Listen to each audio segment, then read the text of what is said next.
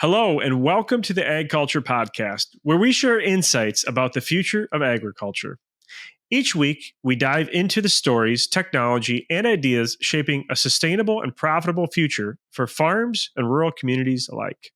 I'm Paul Windemuller, host of the AgCulture Podcast, and today I had the privilege of interviewing Martin Chavez, who is a fellow Nuffield scholar with myself. Martin is the Farmer Relations Director for a company called Pacific Farm Management based out of the Central Valley of California. Now, today's conversation is twofold.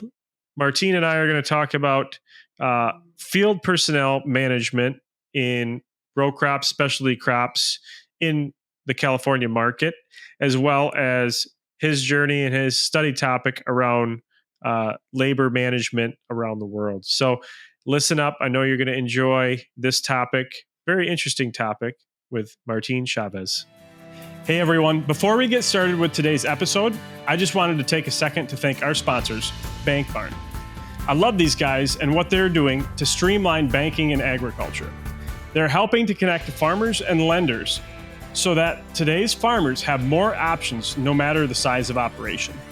Check out bankbarn.io to learn more.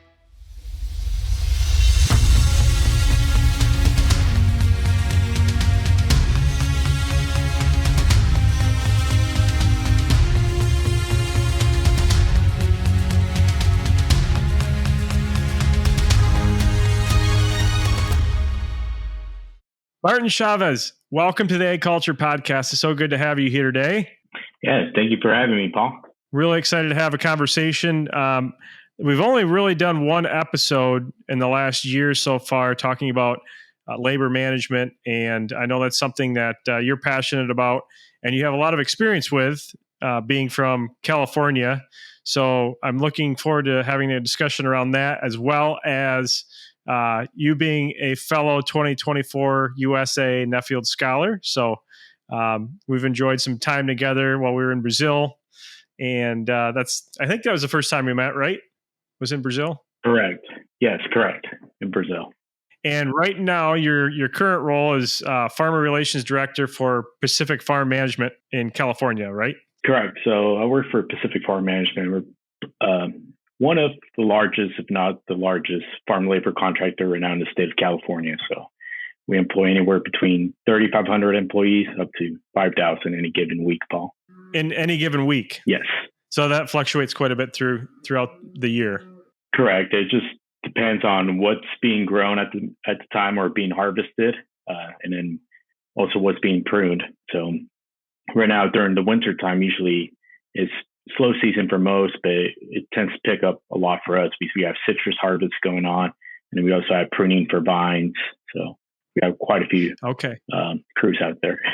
And California is a pretty unique place. I mean, going from north to south, there's a lot of different crop types and different timing of when crops are getting harvested or getting planted. What does that look like for your business? It looks great, man. There's really no slow time for us.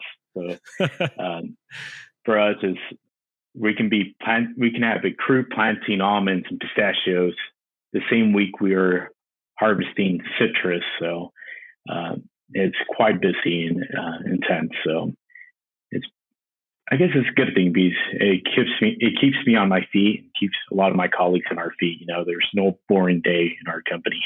Right. And what is, stepping back, I guess, historically, what did the labor force look like in that area of California, back maybe 50 years ago? And how has that changed to what you're doing today? I guess the best way to explain it is my uncle would have a group of 30 friends and the farmer would reach out to him. Hey, Juan, can you give me 30 workers by tomorrow? And that person would then rally up his friends and they would all show up to work. It was pretty much, you only had to be good at your labor. Now in California, with all the laws and regulations, not only do you have to know what you're doing out in the field, but you also have to you also have to be book savvy and computer savvy because you have to do payroll and you have to stay in compliance. So due to that, we've grown as a business because a lot of people are now able to keep up with their bugs. They're not able to stay compliant with the new laws and regulations coming in California. So that's where we've grown as a business. So your business is basically old Uncle Juan. Yes. But with all of the complexities around in today's business environment. Correct. It's like we have people dedicated solely for HR. We have our safety team. We have our compliance team, and it goes so on. Whereas 50 years ago, one person was doing everything, but in reality, there was no one checking up in that one person.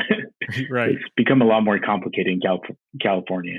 And how is the, I guess, the immigration policy or lack of immigration policy in the U.S., how has that affected your business and trying to get workers to fill these roles? And are they mostly temporary or are they pretty much full-time? Yeah, so we have a wide array of work. We have seasonal employees. Obviously, the people doing the harvesting, doing the planting, they're going to be seasonal. For some of our larger clients, they're year-round jobs where a 20,000-acre farm will probably have a workforce of 40 year-round people just managing irrigation, managing the day-to-day stuff that are not really labor-intensive, which you can do in a tractor or driving around in a pickup. When it comes to immigration, it is a quite scary topic for us every time someone brings up that they're going to either enforce stricter immigration rules.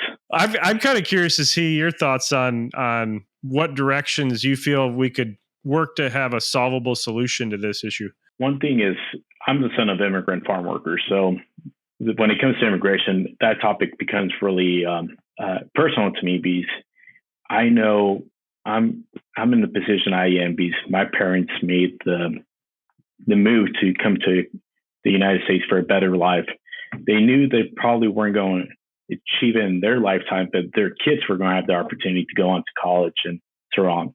So for me, whenever the topic of immigration comes up, I do believe that people like my parents who are here, obviously legally, but I do believe other farm workers such as themselves have played a huge role in their contributions to our country are some that I'll probably never be able to reach.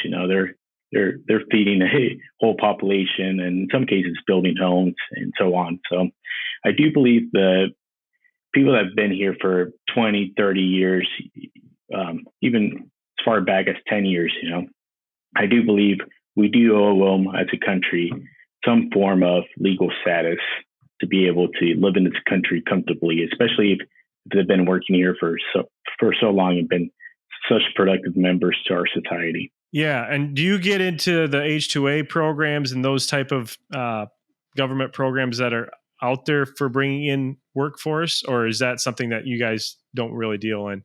Currently, we don't, Paul, and that's mainly because we haven't had the need to deal with it.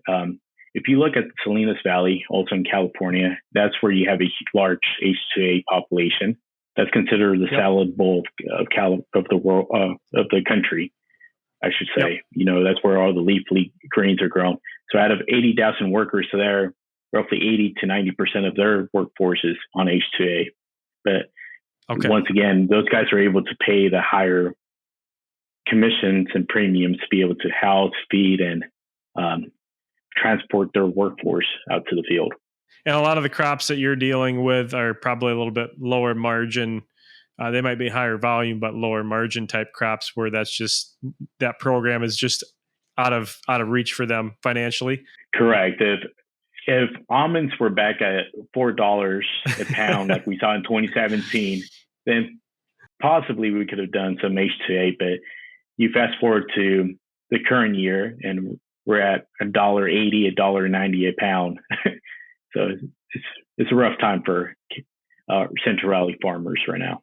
If I can ask it, I'm kind of curious, what is the wage difference between what somebody that's kind of full-time going to be around all year that you're working with, what that would cost the farm on a per hourly rate roughly versus like an H-2A worker that might work in the Salinas Valley for 3 months of the year?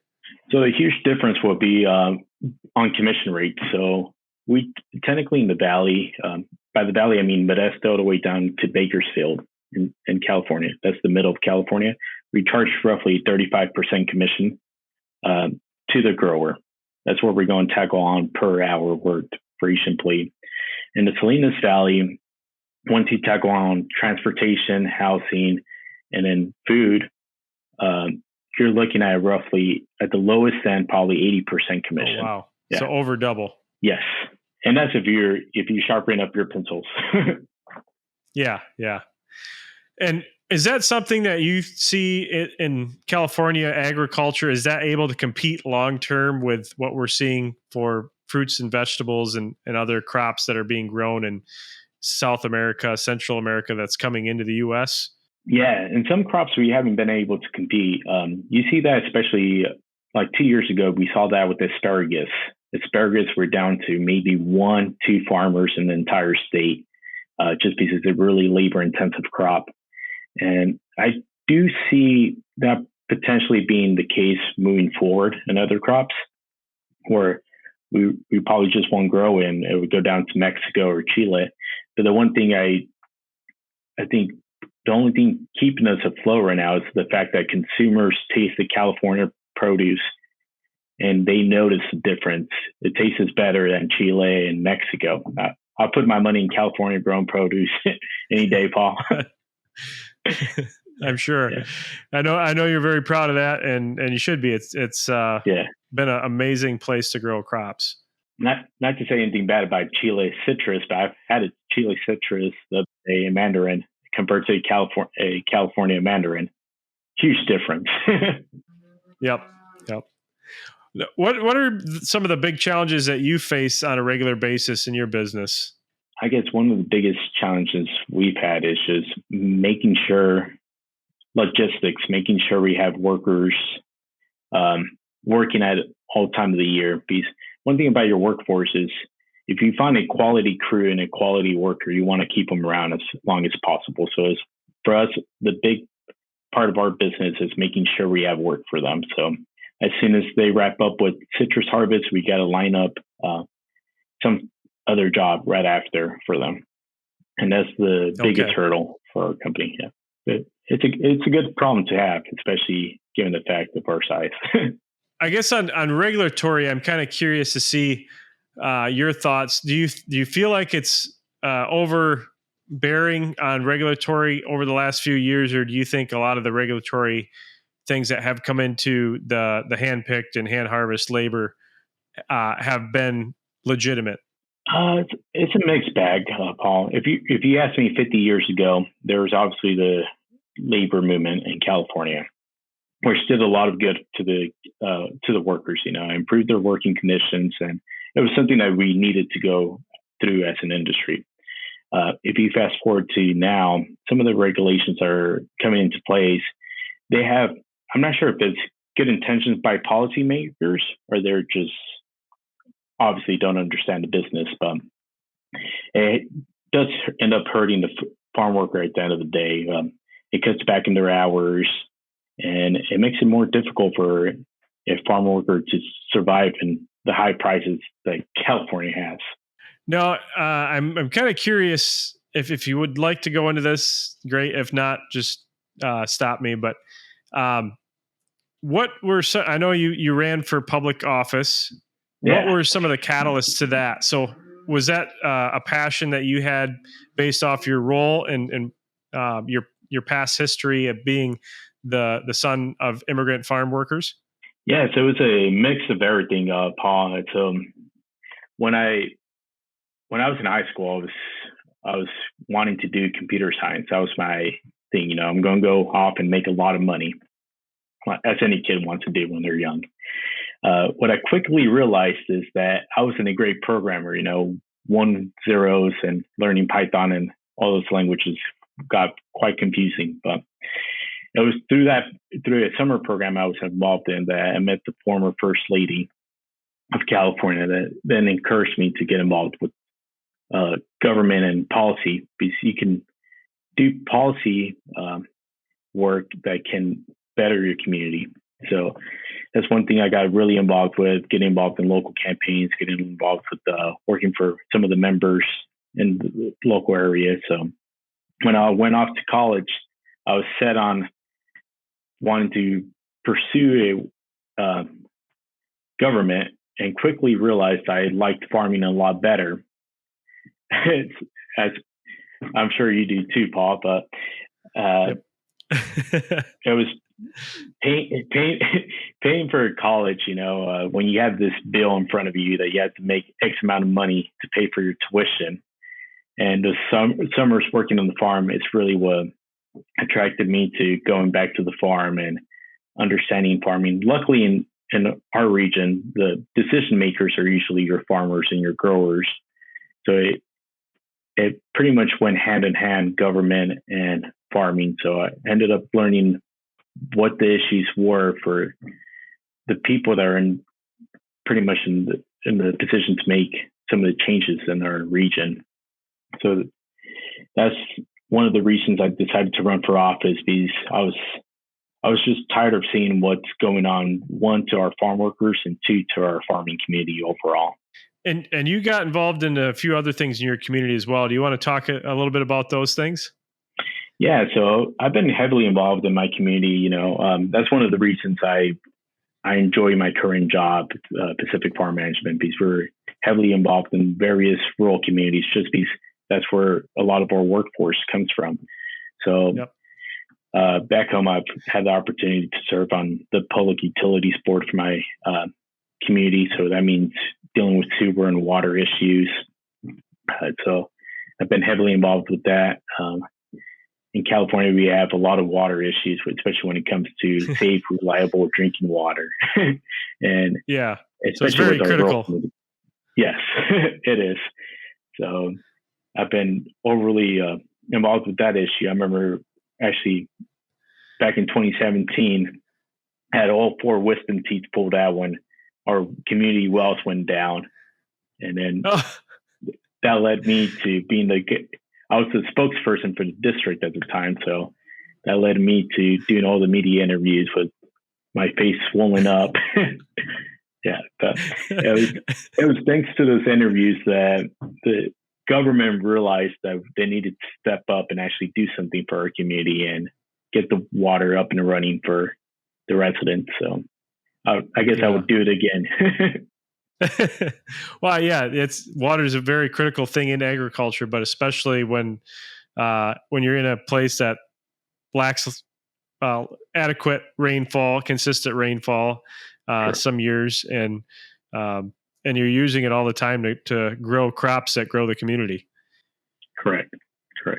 Yeah. Anything that people wouldn't understand about the type of labor that you're working with in specialty crops? So when it comes to specialty crops, I think one thing that people tend to forget, especially, is the amount of labor you need for fresh produce to reach the supermarket.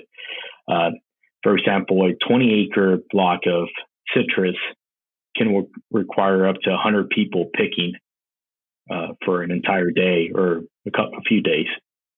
So it's really labor intensive. So, and that goes the same for melons, watermelons, cherries, stone fruit, which peaches, nectarines, you name it. It requires a lot of people. So it's kind of funny when we bring out people to see the farm. They're just amazed by how many people we have out working.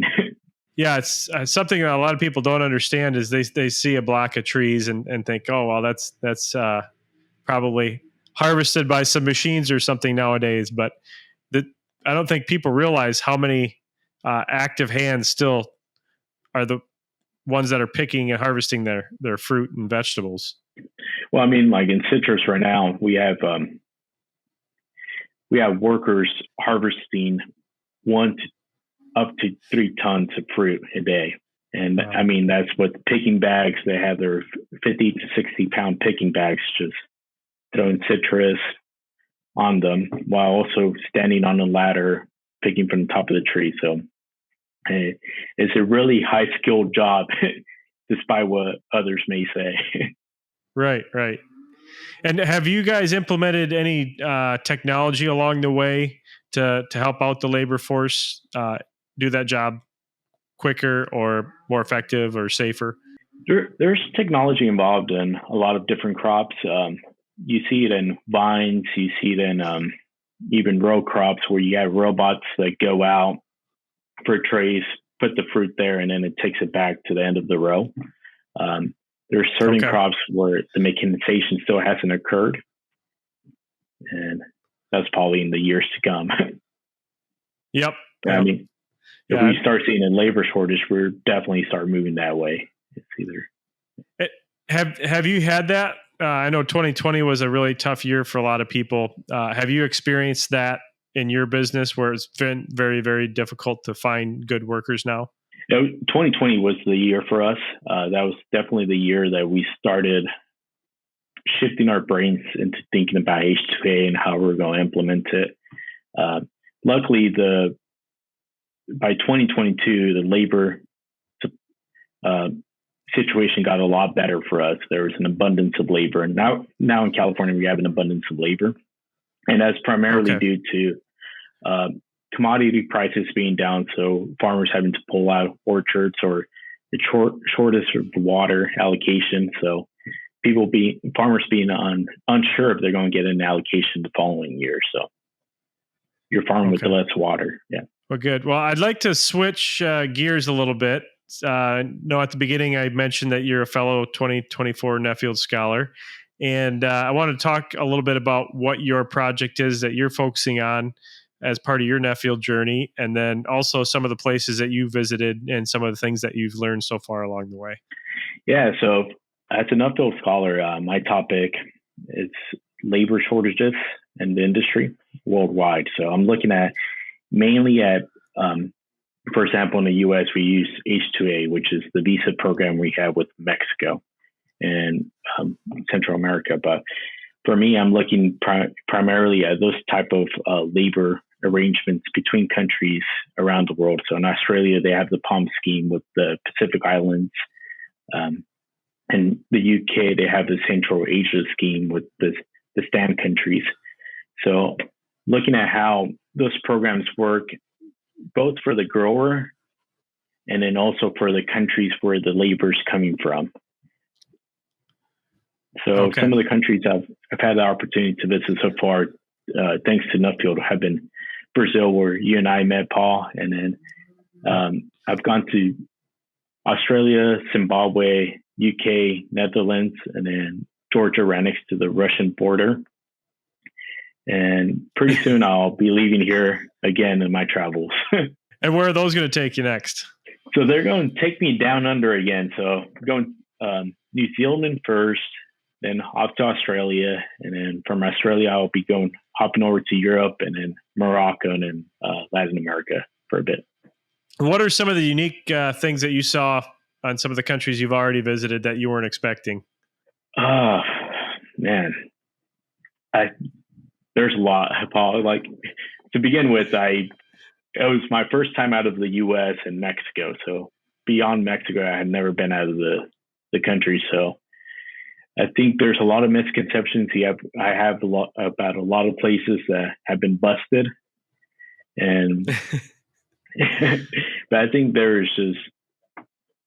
I think Zimbabwe really surprised me, just because when I think of Africa, I think of the desert, I think of the Sahara, and just looking at Zimbabwe reminded me a lot of Central California, because they had blueberries, they had citrus, and one time they were the food basket of Africa. So it's surprising that other parts of the world are farming the same way we are. What were some of the top-notch experiences that you had on some of your travels so far that just blew you away? Farming-wise, top-notch, I would have to say it's the Netherlands. Seeing the greenhouses and seeing how much they can produce under a really small parcel of land just because of controlled climate. That's something we haven't seen in Central California. We rarely use greenhouses here besides nurseries for trees, but that was, for me, the most eye-opening experience. This Netherlands is the future. That's one thing that was going through my mind. Okay. I, as far as great experiences, I think Zimbabwe takes the award in that one. Just seeing it line up close and personal, that was pretty cool. Well, you guys did a safari, didn't you? Correct. We did a safari, so we got to see some lions. It's kind of hard to beat that. Yeah, you definitely can't beat that. If I could do my Nuffield all over again, just I can do the safari, I would. Yeah, that looked incredible. I enjoyed seeing the pictures of your Global Focus program trip that you had, and what was there, 10 other people with you as well? Yes, 9 others. So all the women were from Australia. Then I had my fellow American from Iowa, Hans, and then a Brazilian, and then a Kiwi from New Zealand.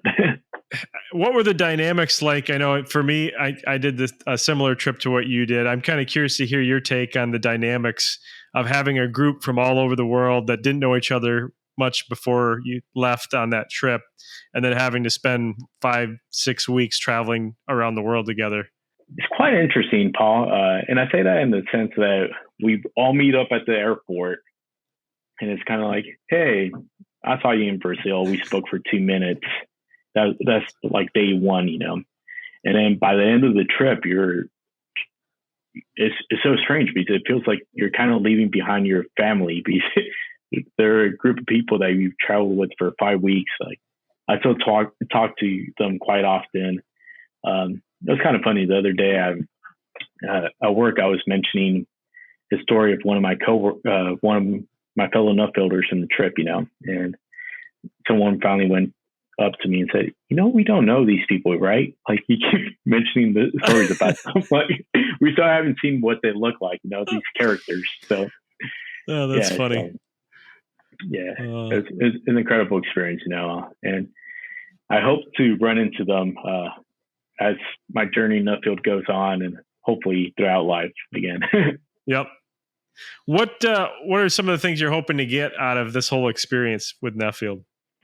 I guess more than anything, for me, is growing as a person. I think that's my biggest takeaway. Becoming more open-minded. That's one thing Nuffield really does. Before my Nuffield, the world was this small. Now, I can't even put into perspective how huge it's become. Just eye-opening. If I have a question about a random country, there's someone in Nuffield that has connection there. Yeah. It's definitely a great way to meet and build a great network of people around the world. That's for sure. Yeah. Just for example, we were talking about the bird flu in cattle, and dairy cows the other day. You bringing up that conversation, which I have no connection to cattle or dairy beyond liking steaks. But I would have never have heard about the bird flu in dairy cows had it not been for a phone conversation with you. And then 3 weeks later, I'm having a conversation with a dairyman, and he's bringing up bird flu, and I'm able to follow along with the conversation solely because you had given me a quick crash course on it. Right. Yeah, it definitely helps you be more well-rounded in other sectors. Like talking with you, really fascinated by what you deal with on a regular basis with having thousands of people that you're working with every day to try and place work that's different every day throughout the year in different locations. And I just find that fascinating that we get exposed to so many different facets of agriculture and even different types of business within potentially the same sector. Yeah. And ever since being in Nuffield, I think I've been able to show roughly 7 or 8 different scholars around California, my region. And I actually enjoy going to farm visits with them. They're like, oh, don't bother. Like, there's no need for you to drive me to this location. And I actually enjoy joining them for the farm visits because in California Ag, we do a lot of things without even thinking about why we're doing them. So I've been able to learn even during those visits why we do certain things. Right. That's a similar experience what I had. Several businesses that I've known all my life since I was a little kid, and you just take it for granted, and then you take somebody there and you learn more about that business that you took them to in 2-hour meeting with the fellow scholar than you did for the last 30 years. Correct. Yeah. Really great. Okay. Well, yeah. So what's life look like for you after Nuffield? I'm still kind of wrestling with that right now, Paul. I don't know. I know I'm doing 2 or 3 months of travel coming up, so I think I'm going to really take this time to, one, dive into my study topic and be able to finish my report, because that's the reason we did Nuffield, right? To do that 5,000 word paper. And then it's the whole reason. we're going to change the world, Paul, with that paper.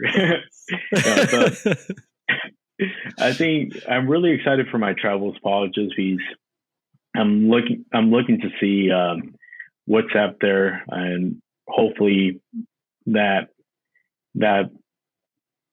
either ignites a flame in me when I come back to dive further into labor and do some policy recommendations, which I do want to do, or maybe at least gives me some ideas for the next 10 years and what I want to do career wise, and then moving forward. One thing I always like to plan for the future, but at the end of the day, I'd like to leave the door wide open, just because God's plans are always different than mine, Paul. Like the last 5 years, I can tell you, I can show you a map and be like, this is what I had planned out for my life, and this is how I actually went in the opposite direction. Like I never imagined. Very exciting and fulfilling still. Yes, like I never imagined I would run for office and then 2 weeks later end up losing my election, but end up being a Nuffield scholar applying for Nuffield. So the way life works is quite interesting. Very much so. Well, good. Well, Martin, I really enjoyed having a chat with you today, and really enjoyed meeting you and hanging out with you in Brazil. Hopefully a couple more opportunities in the future to hang out together as well. And good luck on your travels coming up here very shortly as you're hopping around the world again. Appreciate it, Paul. And if you ever want to escape the cold, just come out to California. But don't worry, right now, I'm going to take you up on that. right now it's quite cold for us Californians. That's why I'm leaving as well. Yeah, it's probably 75 degrees or so. Yeah, unfortunately, we're not built for the below 80-degree weather. Yeah. Well, great. Well, thanks, Martin. How can people find out more about you and maybe follow along with your travels? Yeah, so you can either find me on LinkedIn, Martin Chavez, or even my Instagram is Chavez Martin Jr. I pretty much tend to have that end username for my Twitter, my Facebook, you name it. Awesome. And we'll put that in the show notes as well, so people can follow along in your travels. I'm sure you'll be posting a little bit on that, right? Oh, definitely, especially all the food experiences. I'm a big foodie, so I'll be posting about that. I'll be looking at those and telling my wife, "Hey, you need to make this." There you go. And if you have any tips on how to drive in the wrong side of the road in New Zealand, let me know, because I got to wire my brain that way. There you go. All right. Well, thanks, Martin, for joining us today on the AgCulture Podcast. So good. Appreciate it. Thanks once again for listening to this episode of the AgCulture Podcast with Martin Chavez. If you enjoyed today's episode, please subscribe and leave a rating review, and share it with somebody else that you know that might be interested in this. This is how you could support what we're doing here at the AgCulture Podcast. And also reach out to Martin Chavez if you have any interest in having a conversation about his role and what he's doing, or if you can help him out with places that he could visit on the journey that he's having with Nuffield on his study topic that he mentioned in the interview. So reach out to him, get connected. That's what this is all about. And once again, I'm Paul Windemuller, and we'll see you next week for another episode, the AgCulture Podcast.